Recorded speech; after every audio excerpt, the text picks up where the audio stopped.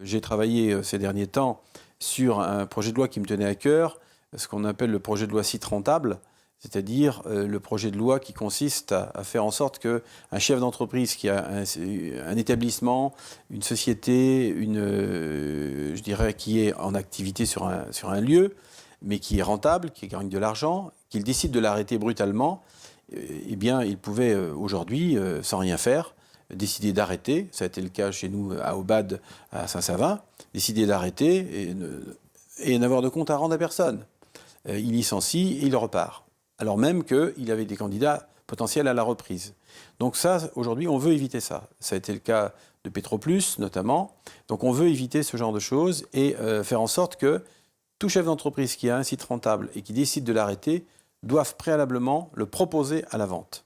Parallèlement, moi je travaille aussi sur le projet de loi d'avenir pour l'agriculture qui sera mis en discussion en début d'année prochaine. C'est un vrai sujet d'actualité puisque l'agriculture est en pleine mutation vers une transition écologique indispensable qui conjugue économie et écologie.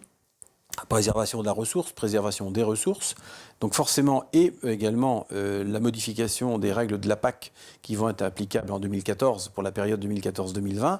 Donc il nous faut une loi d'avenir pour encadrer ces deux enjeux majeurs, et c'est un travail de longue haleine sur lequel nous sommes depuis maintenant plusieurs mois.